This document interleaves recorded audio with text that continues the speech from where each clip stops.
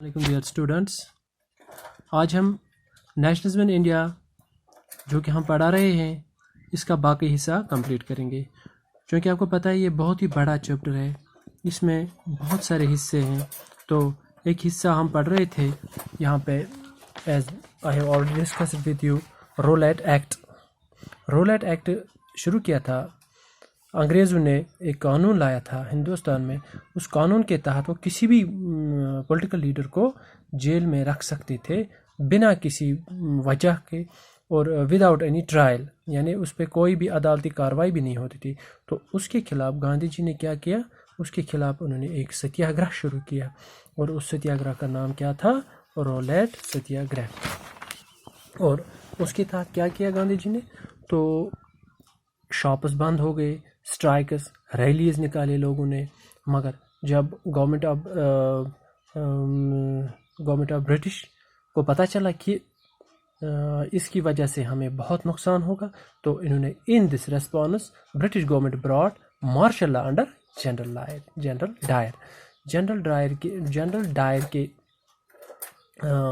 Dyer को उन्होंने लाया यहाँ एज अ जनरल आर्मी का, ताकि वो रिप्रेसिव मेजर्स इख्तियार करे। और वो रिप्रेसिव मेजर क्या था, उनने मार्शल लॉ इस्तेमाल किया। मार्शल लॉ क्या था, वो कभी भी गोलियां चलाते थे लोगों पे, कभी भी मारदाड़ करते थे लोगों की। तो एक जगह क्या हुआ, 13 अप्रैल 1919 यानी 13 अप्रैल 1919 में क्या होता है, अमृतसर में जलियांवाला बाग एक जगह है, वहाँ पे एक रैली का एहतमाम किया था लोगों ने। और चूँकि जो रैली थी उसमें बहुत सारे लोग थे जमा, उसमें बहुत सारे तबकों के लोग थे। किसी को कुछ लोगों को पता था कि ये रैली हम निकाल रहे हैं बरतानिया गवर्नमेंट के खिलाफ, और कुछ लोगों को नहीं पता था कि ये क्या है, इसमें क्या चीज़ हमें करना है। और वो बैसाखी का मेला मनाने भी आए थे वहाँ पे, और हज़ारों लोग वहाँ पे जमा थे। जब जनरल डायर को पता चला कि यहाँ जलियांवाला बाग में लोग जमा हुए, वो आ गया अपनी फौज लेके। उन्होंने उसके सारे एंट्री दरवाजे बंद किए बाग के, और अंधाधुंध गोलियां चलाई लोगों पे। कहते हैं कि वहाँ पे बहुत सारे लोग, 100 से ऊपर लोग मर गए। तो जब जनरल डायर ने ये खतरनाक काम किया, बहुत ही बहुत ही जालिमाना और वहशियाना पन इख्तियार किया, तो उसके खिलाफ क्या हुआ। For this reason Gandhi ji call of this moment, उसमें जो ये मारदाड़ हो गई, लोग मर गए, गांधी जी ने इस जो सत्याग्रह का था, रोलेट सत्याग्रह, उसको भी कॉल ऑफ किया, यानी वापस लिया। क्यों? गांधी जी नहीं चाहते थे कि कहीं पे कोई भी वायलेंस हो। आप समझ रहे हो? For this reason Gandhi ji call of this movement, Gandhi felt the need to launch more broad based movement. Gandhi ji ने सोचा कि मैं अब इस सत्याग्रह को बहुत ही बड़े पैमाने पे लाऊं। तो उसने क्या किया, ही used idea of his book Hind Swaraj. क्या? हिंद स्वराज। उसी की किताब में एक जगह लिखा था हिंद स्वराज। किसकी किताब में? गांधी जी की किताब में। तो उसमें क्या वो बोल रहे थे कि हमें पूरे हिंदुस्तान को आज़ादी देनी है। और उसमें गांधी जी ने खुद लिखा था कि जो ब्रिटिश है, दे ruled here due to our participation, क्योंकि हम उसको, बरतानिया को जब हम कॉपरेशन देते हैं, हम पार्टिसिपेट करते हैं, इसकी वजह से वो यहाँ पे हुक्मरानी कर रहे हैं। अगर हम उसको अपोजिट करेंगे, अगर हम उनको नॉन कॉपरेट करेंगे, कॉपरेशन नहीं देंगे गवर्नमेंट को, तो वो सिर्फ 1 साल के अंदर यहाँ से चले जाएंगे। For this purpose he need to support of Muslim. मगर इसके लिए गांधी जी को क्या चाहिए था, उसको मुसलमानों का भी सपोर्ट चाहिए था। तो गांधी जी ने क्या किया, वो उठे और गए कहाँ, وہ ملے مسلمانوں سے. اس میں کیا کون کون تھے؟ محمد علی اینڈ شوکت علی، یہ 2 بھائی تھے. ان کے ساتھ گاندھی جی ملے، ان کو کہا کہ آپ بھی ہمارے ساتھ کوآپریٹ کریے، ہم ایک دوسرے قسم کا ستیہ گرہ شروع کریں گے. اور اس ستیہ گرہ کا نام رکھا گاندھی جی نے نان کوآپریشن موومنٹ. یہ کب شروع ہوتا ہے؟ 1921 میں. نان کوآپریشن موومنٹ جین 1921. تو اس میں کیا خاصیت تھی؟ ہندو مسلم یونٹی. اس میں مسلمانوں نے بھی حصہ لیا. اور ایک اور چیز تھی، گاندھی جی نے اس ٹائم مسلمانوں کو ایک وشواس دلایا کہ ہم بھی آپ کے ساتھ ہیں، کیونکہ اس وقت انگریزوں نے خلیفہ جو تھا ترکی میں اس کو ہٹایا تھا. اس کے خلاف مسلمان کھڑا ہوئے تھے انڈیا میں بھی، اور ان کو سپورٹ کرنے کے لیے گاندھی جی نے اپنا تعاون دیا. اور جب گاندھی جی نے ان کو تعاون دیا تو نیچرلی مسلمانوں نے بھی واپس اس کو تعاون دیا. کس میں؟ نان کوآپریشن موومنٹ میں. اس نان کوآپریشن موومنٹ کو نام رکھا گیا خلافت موومنٹ بھی. جو 1921 میں شروع کیا گیا نان کوآپریشن موومنٹ، اس کو نان کوآپریشن موومنٹ بھی، خلافت موومنٹ بھی کہتے ہیں. تو اس میں کیا تھا؟ Students leave the government schools, teachers leave the government jobs, lawyers leave their jobs and practice, boycott foreign clothes. یعنی سب کچھ جو گورنمنٹ اسکول میں بچے پڑھ انہوں نے وہ چھوڑ دیا، گورنمنٹ جاب چھوڑ دیا لوگوں نے، جو وکیل تھے انہوں نے وکالت چھوڑ دی، اور جو بھی فارین کلاتھس تھے ان کو ایوائڈ کیا گیا. مگر یہ موومنٹ بھی زیادہ دیر تک نہیں چلا، کیونکہ اس کے لیے ہندوستان کو اپنے اسکول چاہیے تھے. پھر جب بچے گورنمنٹ اسکول کو چھوڑیں، اس کے لیے اس کے بدلے ہندوستان کو اپنے اسکول ہونے چاہیے تھے، مگر ایسا نہیں ہوا. اچھا، جو ٹیچرز نے بائیکاٹ کیا، لائرز نے بائیکاٹ کیا، مگر یہ زیادہ دیر تک اس لیے نہیں چلا چونکہ لوگوں کو بھی اس کی ضرورت تھی. فارین کلاتھس جب انہوں نے لیے، چونکہ فارین کلاتھس کا جب انہوں نے بائیکاٹ کیا، اس کے بدلے ہندوستان کے جو اپنے کلاتھ تھے، جو ہینڈ میڈ کلاتھس تھے، وہ مہنگے پڑتے تھے، اس لیے یہ کامیاب نہیں رہا.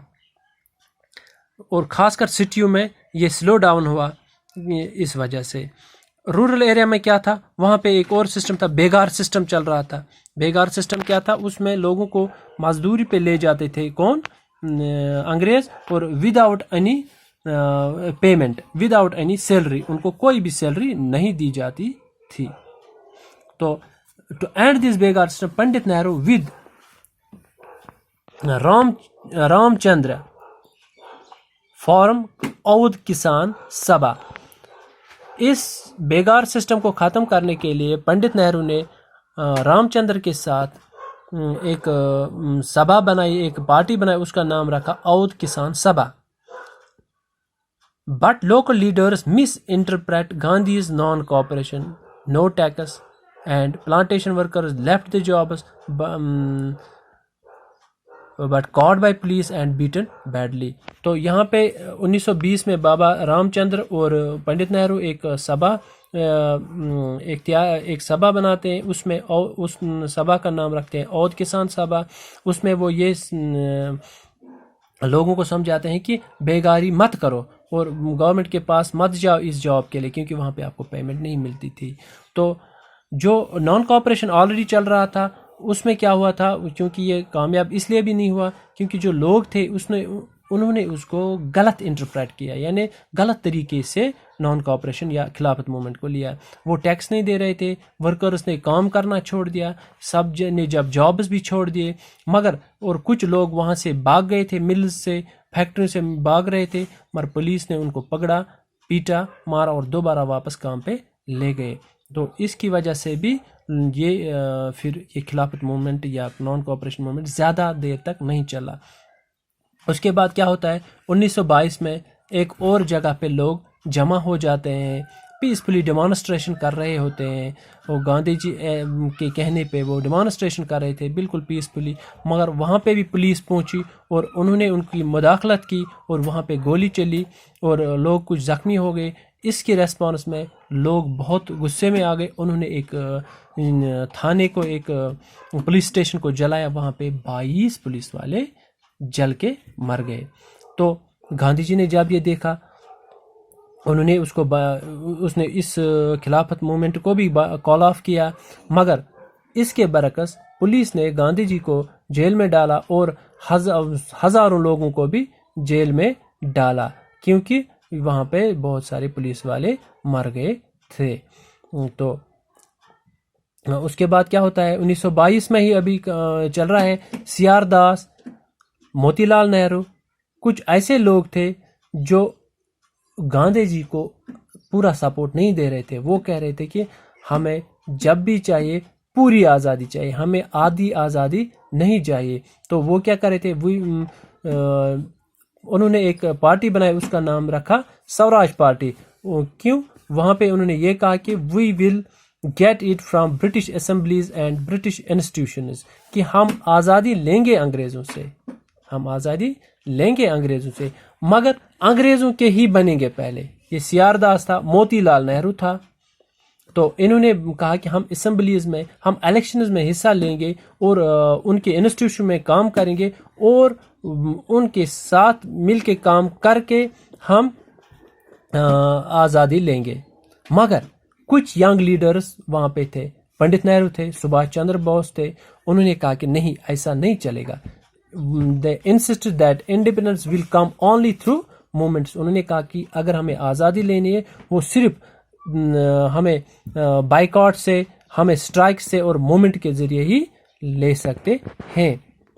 تو اس کے ساتھ یہ نان کوآپریشن کا چیپٹر ختم ہوتا ہے۔ After non cooperation movement the Indian leaders began to work for Purna Swaraj. کس کے لیے؟ پورن سوراج کے لیے جو ہندوستان کے جو لیڈرز تھے وہ مل گئے اور انہوں نے کہا کہ جب ہمیں آزادی چاہیے، ہمیں پوری آزادی چاہیے۔ انہوں نے ایک نیا نعرہ لگایا، اس نعرے کا نام کیا تھا؟ پورن سوراج، پورن سوراج۔ تو یہ کس کے خلاف تھا؟ یہ انگریزوں کے خلاف تھا، کیونکہ انگریزوں نے اس ٹائم کیا کیا تھا، انہوں نے ایک کمیشن لایا تھا، اس کا نام تھا سائمن کمیشن۔ اس سائمن کمیشن میں صرف 7 لوگ تھے اور ہندوستان کا کوئی بھی آدمی نہیں تھا۔ یہ جو سائمن کمیشن تھا یہ 1927 سے 1928 تک تھا۔ تو یہ کس لیے لایا گیا تھا؟ To look into the functioning of the constitutional system. When this team reached Lahore, a demonstration under Lala Lajpat Rai, Congress leaders and Muslim leaders take part in this demonstration. But in this demonstration, Lala Lajpat Rai died, which angered the Indian people.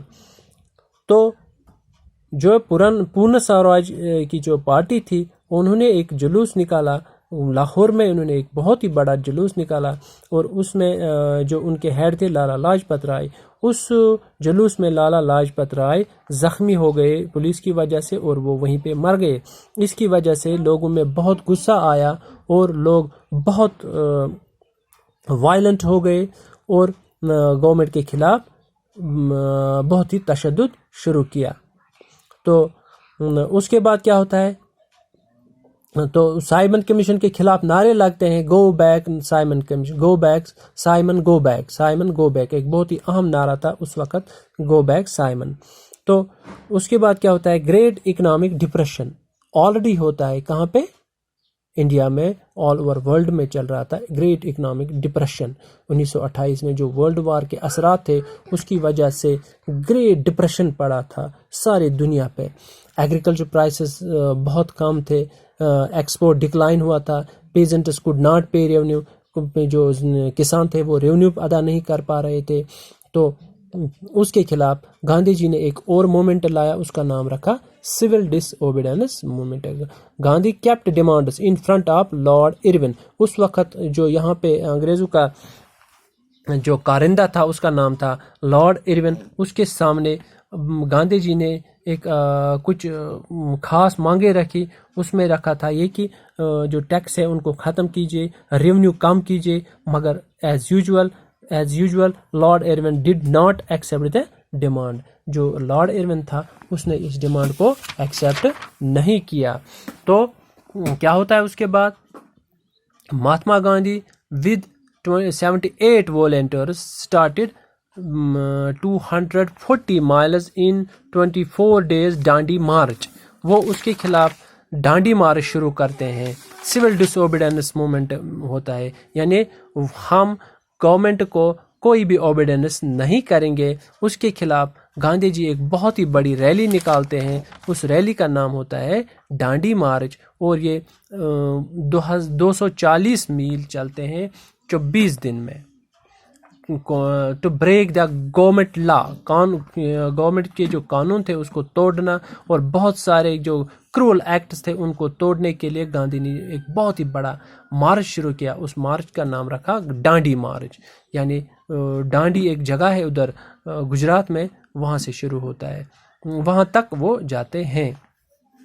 تو ان this response government کیا کرتے ہیں؟ British government arrested, کس کو arrest کرتے ہیں؟ گاندھی جی along 1 lakh leaders forcefully and put a condition to stop this movement and the prisoners will be released only on conditions.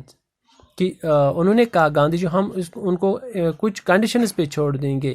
کون سے کنڈیشن؟ کہ آپ اس موومنٹ کو ڈاؤن کیجئے، کم کیجئے. اور گاندھی جی کو انوائٹ کیا، ایک راؤنڈ ٹیبل کانفرنس تھی، یہ سیکنڈ راؤنڈ ٹیبل کانفرنس تھی، اس میں انہوں نے گاندھی جی کو انوائٹ کیا. ان کے سامنے کچھ شرطیں رکھی، مگر گاندھی جی نے ان سب شرطوں کو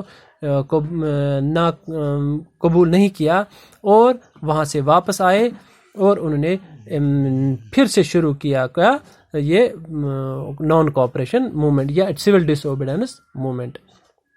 کیونکہ وہاں جب وہ گاندھی پہنچتے ہیں، وہاں پہ جو وہ کانفرنس ہوتی ہے، وہاں میں ان میں کوئی بھی فروٹفل ڈیسیجن نہیں نکلتا ہے، اس لیے وہ واپس آ کے restarted civil disobedience movement. But no good response from people. یہ جو سول ڈس اوبیڈینس موومنٹ تھا، اس میں بھی زیادہ جو فائدہ ہو گاندھی جی نے جس وجہ سے شروع کیا تھا وہ اس میں حاصل نہیں ہو سکا.